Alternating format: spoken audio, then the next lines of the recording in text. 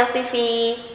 Saya Kori dan selamat datang di pertemuan kedua pendalaman Bulan Kitab Suci Nasional KAJ 2020. Nah, permenungan ini akan dibawakan oleh Romo Albertus Monang selaku Pastor Rekan Paroki Kosambi Baru. Ya.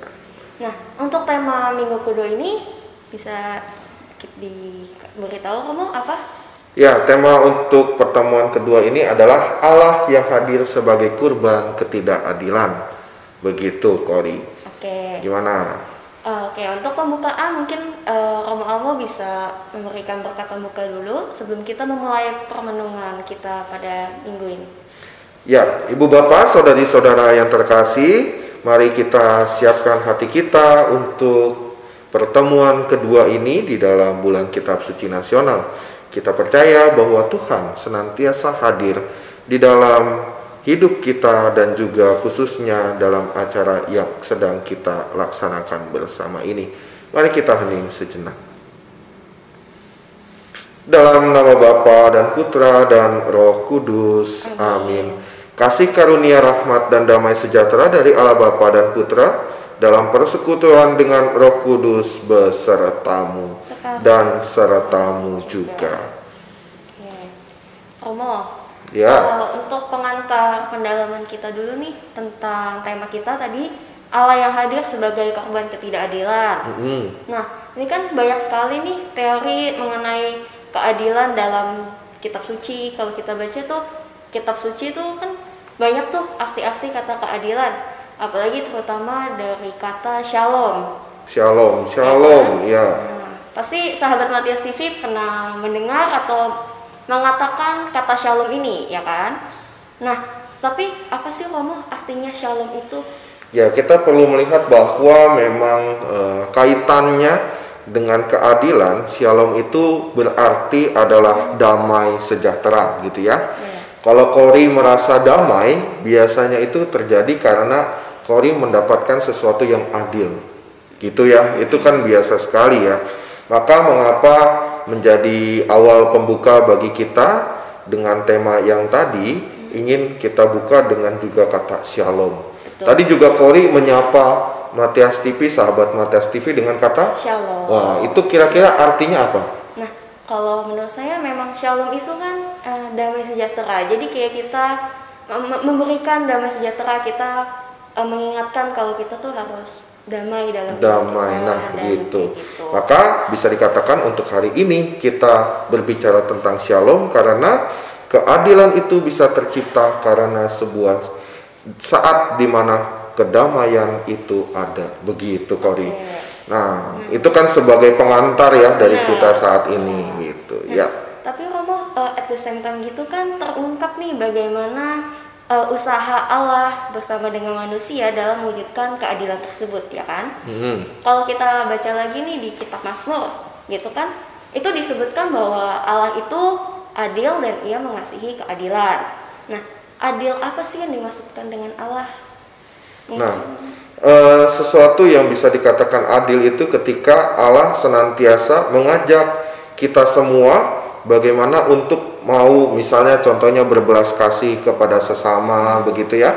Maka keadilan itu pada akhirnya tercipta ya di dunia ini ketika manusia bisa senantiasa mengasihi sesamanya, gitu ya.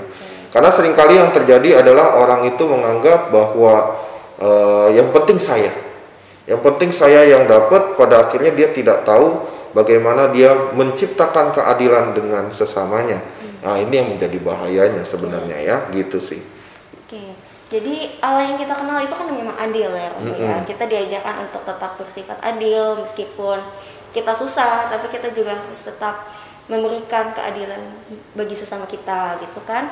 Nah, kalau kita lihat nih dari kitab Imamat, yang kan dia menceritakan awal relasi antara Allah dengan bangsa Israel, ya kan? Allah mengajak bangsa Israel itu untuk bertindak adil, ya kan? Dengan menyisihkan rezeki mereka untuk orang miskin dan orang asing, dan juga untuk berbelas kasih dengan sesama yang membutuhkan serta mampu berbagi bagi sesamanya.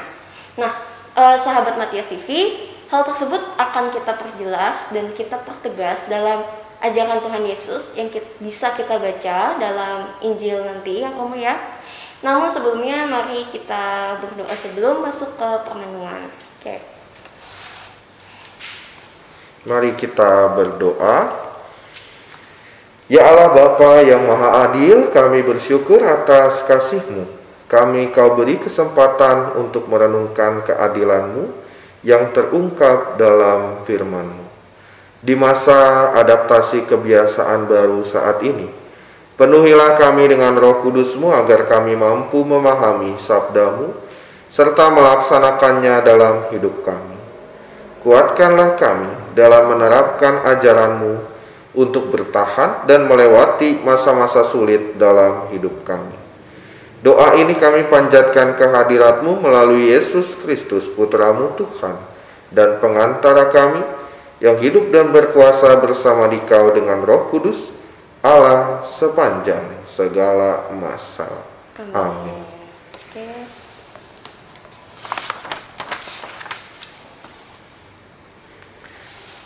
Mari kita mendengarkan sabda Tuhan. Tuhan sertamu. Dan sertamu juga. Inilah Injil Yesus Kristus menurut Matius. Dimuliakanlah Tuhan. Apabila Anak Manusia datang dalam kemuliaannya dan semua malaikat bersama-sama dengan Dia, maka Ia akan bersemayam di atas tahta kemuliaannya.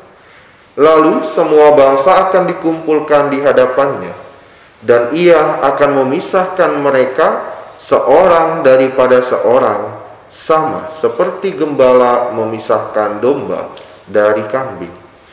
Dan Ia akan menempatkan domba-domba di sebelah kanannya, dan kambing-kambing di sebelah kirinya. Dan Raja itu akan berkata kepada mereka yang di sebelah kanannya, "Mari, hai kamu yang diberkati oleh Bapa-Ku, terimalah kerajaan yang telah disediakan bagimu sejak dunia dijadikan. Sebab ketika aku lapar, kamu memberi aku makan. Ketika aku haus, kamu memberi aku minum. Ketika aku seorang asing, kamu memberi aku tumpangan. Ketika aku telanjang, kamu memberi aku pakaian. Ketika aku sakit, kamu melawat aku. Ketika aku di dalam penjara, kamu mengunjungi aku." Maka orang-orang benar itu akan menjawab Dia, katanya, "Tuhan, bila manakah kami melihat Engkau lapar dan kami memberi Engkau makan, atau haus dan kami memberi Engkau minum? Bila manakah kami melihat Engkau sebagai orang asing dan kami memberi Engkau tumpangan, atau telanjang dan kami memberi Engkau pakaian? Bila manakah kami melihat Engkau sakit atau dalam penjara dan kami mengunjungi Engkau?" Dan Raja itu akan menjawab mereka, "Aku berkata kepadamu, sesungguhnya segala sesuatu yang kamu lakukan untuk salah seorang dari saudaraku yang paling hina ini, kamu telah melakukannya untuk aku." Demikianlah Injil Tuhan. Terpujilah Kristus. Mari kita hening sejenak, kita meresapkan sabda Tuhan yang baru saja kita dengarkan.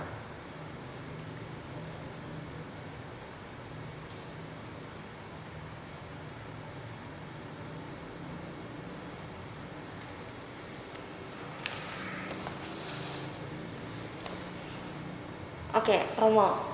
Tadi kan kita udah baca Injil dari Matius Ya. mengenai keadilan. Nah, pertama-tama ayo kita ulas nih tentang aturan dan hukum. Apa itu kalau menurut kau aturan dan hukum itu bagaimana? Kalau misalkan aturan itu kan dibuat ya kan, itu tapi gimana ya, menurut saya aturan itu dibuat tuh jika ada biar orang-orang itu bisa berperilaku secara baik. Nah, itu aturannya. Jika orang itu tidak mengikuti aturan, maka dia akan dihukum. Nah, itu kan istilah bahasa biasanya seperti itu. Mungkin Kalau dari Romo gimana? Mungkin dari Ya, mari kita lihat pertama-tama mengenai tadi kalau Kori mengangkat mengenai aturan dan hukum ya. Hukum dan aturan itu seringkali memang kita sudah mengenal dan familiar dengan bahasa itu.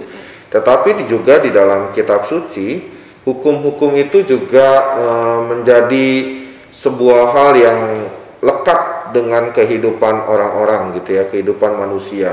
Mari kita lihat di dalam perjanjian lama pun juga hukum dan aturan itu seringkali tampil bisa dikatakan. Tetapi di dalam perjanjian lama seringkali hukum atau aturan itu adalah sesuatu yang bersifatnya atau bentuknya adalah sebuah larangan.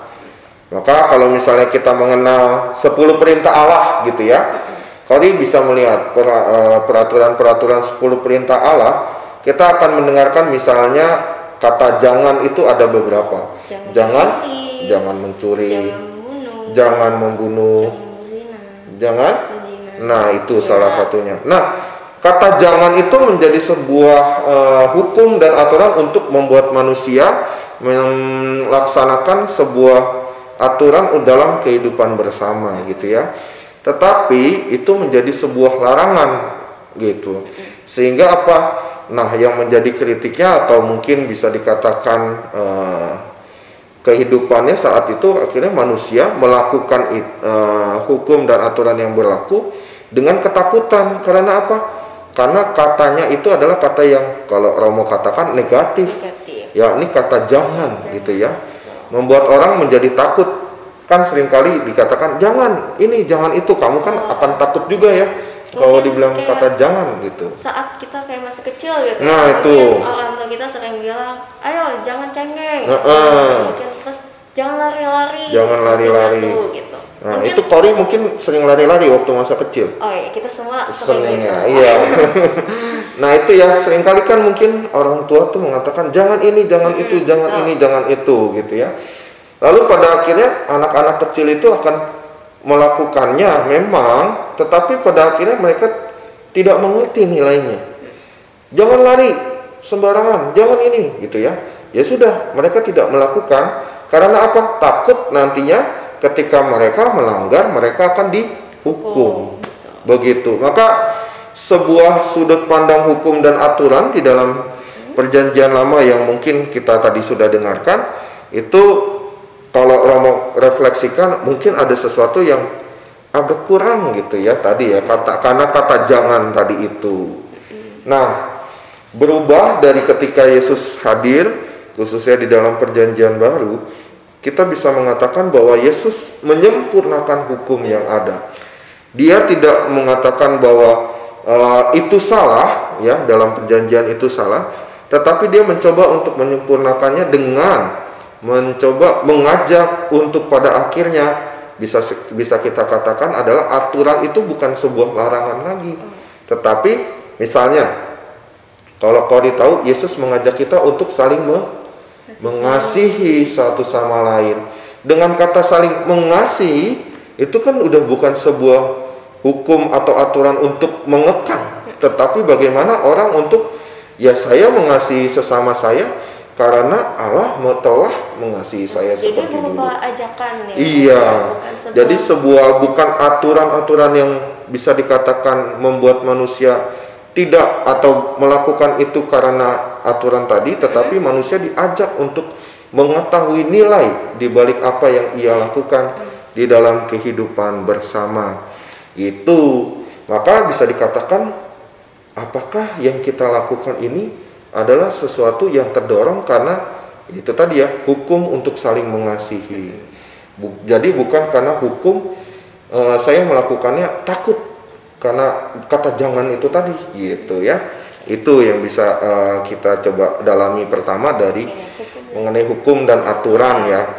Lantas apa sih yang dimaksud? Tadi kan kita mendengar bacaan Injilnya mungkin tidak terlalu banyak tentang hukum dan aturan sebenarnya, tapi kenapa kita mengawali permenungan kita dengan hukum dan aturan?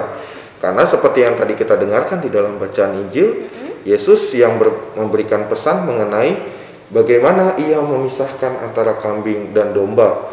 Itu bacaan lebih lengkapnya pasti ada. Tetapi kita disuguhkan bagaimana Yesus mengatakan, ketika kamu mengunjungi aku saat aku sedang sakit dan lain sebagainya macamnya.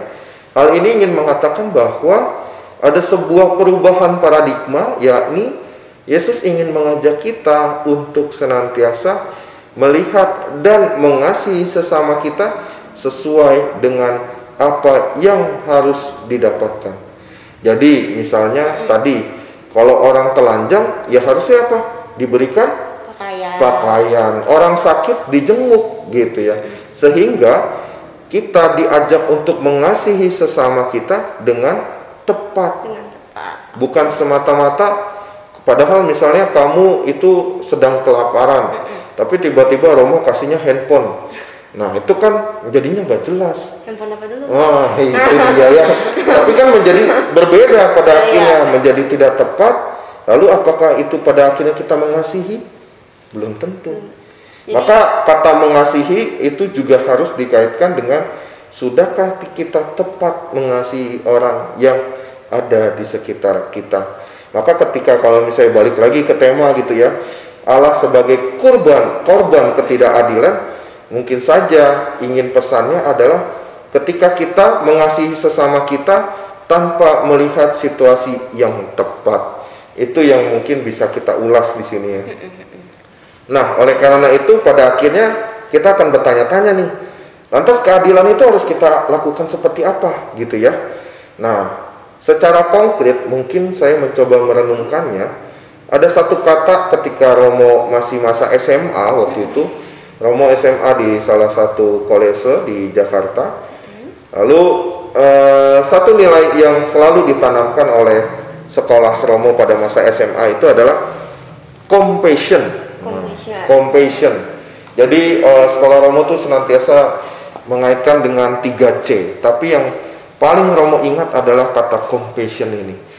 Nah, compassion ini bisa diartikan sebenarnya untuk saat ini adalah berbela rasa. Berbela rasa. Okay. Kenapa sih Romo teringat dengan kata compassion ini dan dengan artinya berbela rasa? Karena bagi Romo, ketika kita diajak untuk senantiasa mengasihi sesama kita dan mewujudkan keadilan dengan sesama kita, tentu kita harus memiliki sebuah sikap bela rasa tadi. Kita diminta untuk memiliki sebuah, ya tadi ya, compassion dengan sesama kita. Nah, hal inilah yang sebenarnya saya ajak untuk Anda semua di dalam permenungan kita dalam mewujudkan keadilan di saat ini, di masa kini. Apakah kita memiliki sebuah rasa ya, ataupun sebuah sikap dari compassion itu tadi, bela rasa. Nah, Romo mungkin agak iseng nih sama Kori ya. Kori kan tadi sudah mendengarkan Romo bercerita tentang compassion begitu ya. Nah, menurut Kori, punya nggak pengalaman dengan sesuatu yang berkaitan dengan bela rasa ini? Mungkin kalau dari saya sendiri ya, mungkin kalau kita lihat di gereja kan pasti kita ada yang namanya celengan Tuhan Yesus. Nah, mungkin dari situ, dari kita sendiri mungkin bisa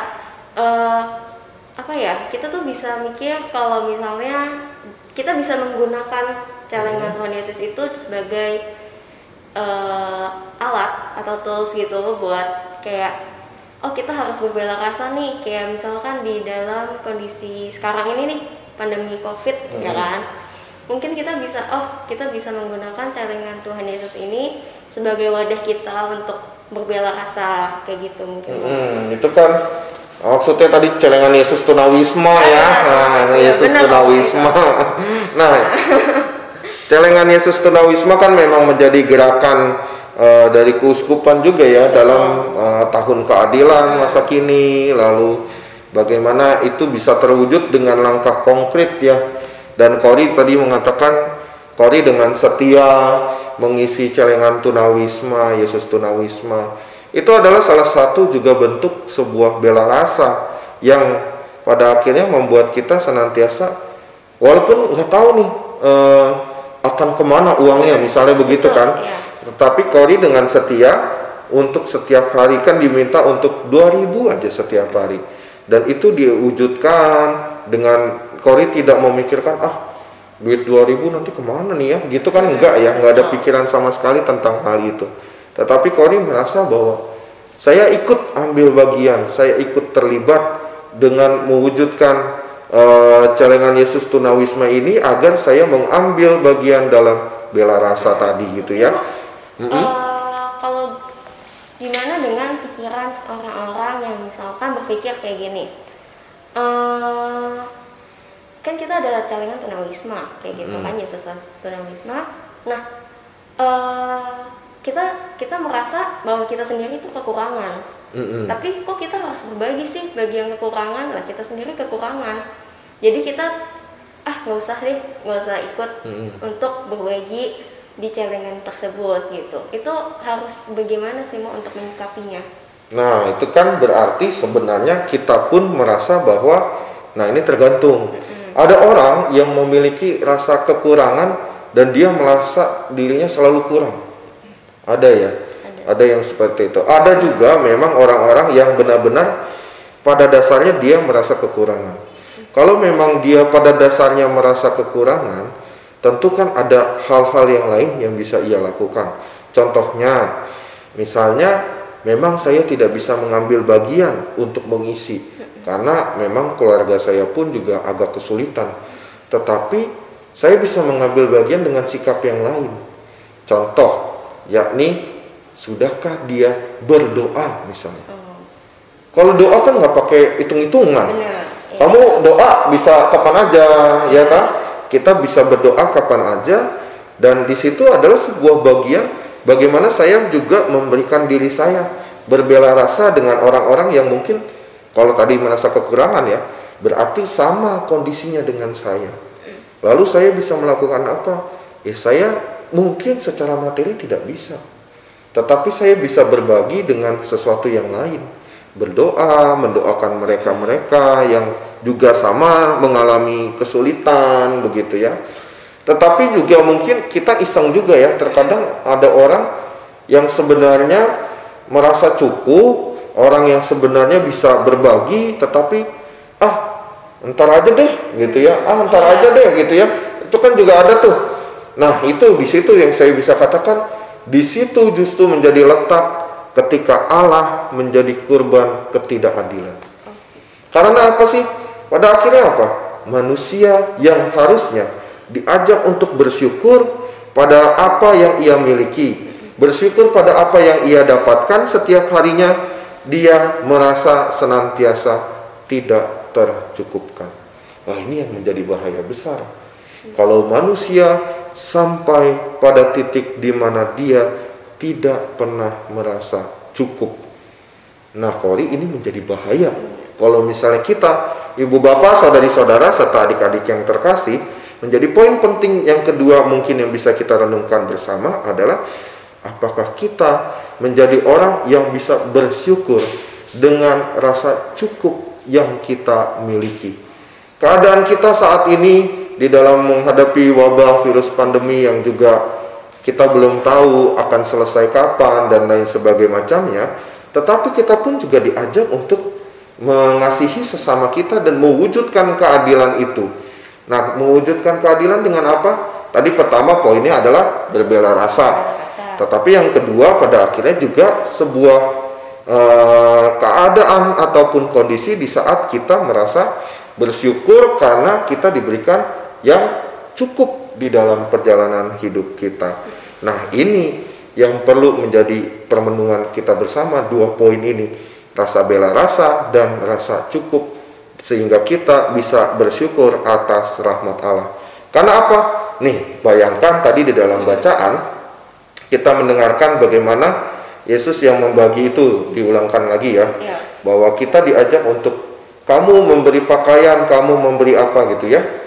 Nah, orang-orang yang berani untuk memberikan itu, saya mencoba merenungkannya adalah sebenarnya orang-orang yang merasa dirinya sudah tercukupkan. Sehingga apa?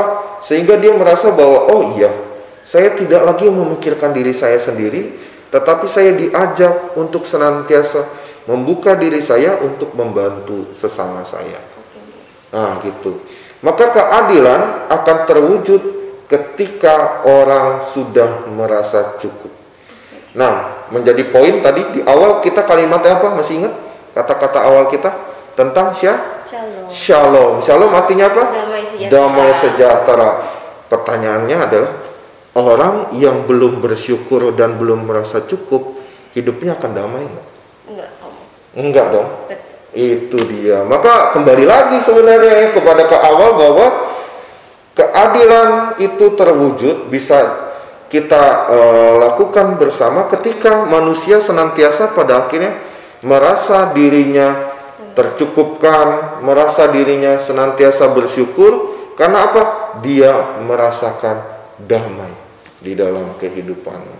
Itu Kori. Mungkin itu bisa menjadi ulasan yang lebih dalam lagi kita dari 3 poin itu. Nah, Ibu Bapak, saudari-saudara yang terkasih, poin dari yang tadi kita coba renungkan bersama, sudahkah kita alami di dalam kehidupan kita? Satu, tadi poin bela rasa. Kedua, itu adalah rasa bersyukur atas pengalaman yang diberikan Allah. Dan ketiga adalah kita berani bisa mengatakan cukup di dalam kasih Allah, bahwa kita begitu dikasihi oleh Allah. Sehingga apa? Buahnya adalah saat dimana kita mau mewujudkan keadilan, yaitu tadi dengan terciptanya suatu damai sejahtera. Itu sih Kori. Gimana menurut Kori? Ada tambahan nggak Kori ini? Mungkin kita bisa kaitkan dengan masa sekarang kali ya, Bu. Iya. Di saat pandemi kan kayak gini, kita semua juga sama-sama susah gitu kan. Semua ekonomi juga lagi turun, semua lagi ya istilahnya semuanya kesusahan lah ya untuk semuanya. Nah, tapi kan kita juga harus mengembangkan rasa empati. Empati juga. Ya kan? Rasa empati kita, gimana cara kita untuk tetap bisa berbagi kepada sesama, tetap bisa memberikan rasa keadilan, ya kan? Kayak gitu. Mungkin gitu sih, Mu. Iya, makanya mungkin saat ini kita ya tidak bisa mengelak ya bahwa perjumpaan bulan Kitab Suci Nasional kali ini kita harus dengan bertatap bukan dengan umat gitu ya, tetapi kita dengan kamera. Tetapi saya percaya bahwa hal ini juga bisa membangkitkan iman umat untuk senantiasa diperteguh gitu ya. Bagaimana kita berempati adalah ya bagaimana kita juga mau untuk melihat sesama kita pada akhirnya. Dasar dari tadi yang kita kembali lagi dalam bacaan yang kita dengarkan, dasar ketika orang mau untuk berbagi, itulah adalah ketika dia mengalami satu perasaan yang sama, masuk ke dalam perasaan sesamanya. Nah, empati itu kan bisa dikatakan seperti itu ya, bagaimana saya masuk ke dalam perasaan orang yang sedang menderita gitu. Nah, misalnya untuk saat-saat ini, apa sih bagaimana kita mewujudkan rasa empati gitu ya? Mungkin menjadi sangat familiar bagi kita adalah saat ini kan kita suasana berbeda nih, pakai masker begitu ya. Nah, ini sebenarnya juga menunjukkan sebuah rasa empati. Mengapa? Karena saya peduli dengan kamu. Kita harus sama-sama saling sehat, menjaga kesehatan kita masing-masing. Maka saya harus menjaga kamu dengan saya memakai masker. Kamu pun juga begitu. Kalau kamu ingin menjaga Romo, kamu juga menggunakan masker. Nah, itu adalah salah satu hal sederhana. Kita akhirnya menunjukkan rasa empati kita terhadap sesama. Ataupun juga ketika ada orang-orang yang mungkin tidak bisa menggunakan masker karena keterbatasan biaya. Nah, mungkin Kori bisa, oh saya punya masker cadangan nih, diberikan begitu ya. Nah, itu dia. Nah, itu menjadi sebuah hal-hal yang sebenarnya sederhana, tapi disitulah kita mewujudkan keadilan bagi sesama kita. Maka jangan sampai mewujudkan keadilan itu adalah sesuatu yang kayaknya tuh jauh banget gitu ya. Kita kadang-kadang tuh kalau adil itu, pokoknya adil itu adalah ketika semuanya bagus terlihat ini. Padahal dari hal-hal yang sederhana tadi, keadilan juga bisa terwujudkan. Begitu sih, Kori. Mungkin para sahabat Matias TV bisa saling sharing ya, Romo ya, untuk cerita-cerita di dalam keluarga mengenai apa compassion yang pernah dialami atau keadilan apa yang pernah dialami oleh sahabat Matias TV. Maka kita mengajak ibu bapak, saudari-saudara, semua adik-adik yang terkasih, setelah dari permenungan kita saat ini, mungkin Anda mengambil waktu sejenak bersama dengan keluarga menceritakan pengalaman-pengalaman Anda untuk saling meneguhkan satu sama lain di dalam mewujudkan keadilan dengan sesama. Lantas, ketika sudah ada kalimat itu ataupun cerita-cerita itu, mungkin bisa juga akhirnya keluarga juga mengatakan bagaimana mewujudkan keadilan bersama di dalam keluarga. Begitu ya. Mungkin ini yang menjadi bisa ulasan kita pada minggu ini. Lantas kira-kira apa nih butir-butir permenungannya nih Kori yang bisa kita bawa? Nah, jadi kayak untuk butir permenungannya kayak kita sudah berani untuk mengambil keputusan dalam berbuat sesuatu, kita berani untuk berbuat adil bagi sesama karena kita sudah merasa tercukupi, ya kan? Kita akan menemukan kekuatan baru dalam hidup kita. Terus untuk kayak masalah ketidakadilan itu kan memang masalah yang kompleks ya Om ya. Emang ya semua juga merasa nggak adil nih, tidak adil gitu. Tapi bagaimana kita bisa menciptakan, mewujudkan. Nah, ada slogan yang baik tuh, yang penting mulai aja dulu, sederhana banget itu. Yang penting dari diri kita sendiri dulu ya Om ya. Bagaimana kita bisa memulai dulu dari diri kita sendiri, baru itu bisa berbagi ke orang lain. Iya. Gitu. Maka tadi yang seperti orang mau katakan bahwa mewujudkan keadilan bukan sesuatu yang berat, tetapi yang dari sederhana-sederhana aja. Yang penting apa? Mulai aja dulu gitu. Lantas yang terakhir kira-kira ada permenungan apa lagi nih, butir permenungannya? Kita diajak untuk senantiasa menemukan wajah Allah di dalam sesama kita. Sehingga dengan seperti itu kita menyadari bahwa sesama kita adalah mereka yang harus kita bantu. Bukan semata-mata mereka adalah karena kita tidak menemukan wajah Allah. Ya udahlah, menderita aja. Gitu ya. Tetapi kalau kita menemukan wajah Allah di sesama kita, pada akhirnya kita merasa, oh iya, mereka adalah orang-orang yang harus saya bantu. Itu permenungan yang mungkin bisa ditawarkan kepada para sahabat Matias TV ya di dalam pertemuan BKSN pada minggu ini. Lantas kita diajak untuk membangun niat dari yang tadi sudah kita katakan. Sudahkah kita membangun sebuah niat-niat baik? Nah, begitu. Nah, dalam membangun niat ini kita perlu diajak untuk apa nih? Untuk mewujudkan keadilan. Kita tuh perlu tindakan yang nyata gitu. Jadi kayak jangan cuma saya mau begini, saya mau begitu, tapi apa nih tindakan yang diberikan oleh sahabat Matias TV kayak gitu. Slogannya mulai aja dulu gitu ya. Oke, maka marilah kita sekarang hening sejenak, kita meresapkan sabda Tuhan yang baru saja kita dengarkan dan juga dari butir-butir permenungan yang kita ulas. Semoga kita senantiasa diteguhkan khususnya di dalam membangun niat-niat untuk mewujudkan keadilan. Maka sekarang mari kita hening sejenak.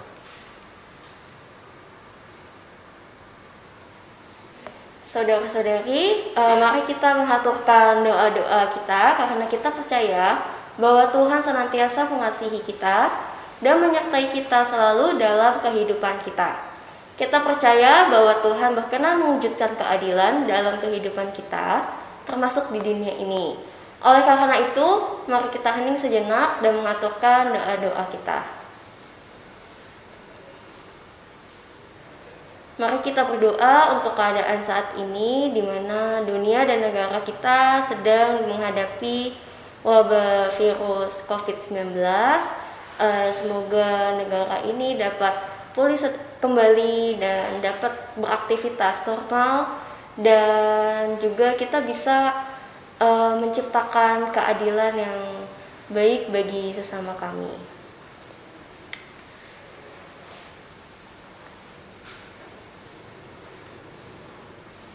Allah yang Maha Pengasih dan Penyayang, kami percaya bahwa Engkau senantiasa mendengarkan dan mengabulkan doa-doa kami, karena Engkaulah Juru Selamat kami kini dan sepanjang segala masa. Amin. Mari kita tutup segala doa permohonan kita dengan doa yang diajarkan Kristus kepada kita. Bapa kami yang ada di surga, dimuliakanlah namamu. Datanglah kerajaanmu, jadilah kehendak-Mu di atas bumi seperti di dalam surga. Berilah kami rezeki pada hari ini, dan ampunilah kesalahan kami, seperti kami pun mengampuni yang bersalah kepada kami. Dan janganlah masukkan kami ke dalam pencobaan, tetapi bebaskanlah kami dari yang jahat. Amin. Marilah berdoa. Bapa yang Maha Adil, terima kasih atas penyertaan-Mu sepanjang pertemuan kami ini. Sabda-Mu dalam kitab suci yang kami dengar dan kami renungkan hari ini membantu kami untuk menemukan makna dan tujuan hidup kami di dunia ini. Biarlah sabda-Mu selalu menjadi kekuatan bagi kami untuk mewujudkan keadilan di muka bumi ini. Doa ini kami mohonkan kepadamu dengan perantaraan Yesus Kristus Putra-Mu, Tuhan kami. Amin. Marilah kita sekarang mohon berkat Tuhan. Tuhan sertamu dan sertamu juga. Semoga kita senantiasa selalu di dalam perlindungan kasih Allah, di dalam berkat Allah, dalam nama Bapa dan Putra dan Roh Kudus. Amin. Dengan demikian, pertemuan kita kali ini sudah selesai. Syukur kepada Allah. Marilah pergi, kita diutus mewartakan kabar gembira. Amin. Oke, jadi sahabat Matias TV, dari Permenungan Bulan Kitab Suci Nasional 2020 pada minggu kedua, kita bisa mengambil kesimpulan untuk memberikan aksi konkret dan efisien untuk memberikan dan menciptakan keadilan bagi sesama kita. Yang penting slogannya adalah mulai aja dulu. Oke, bye.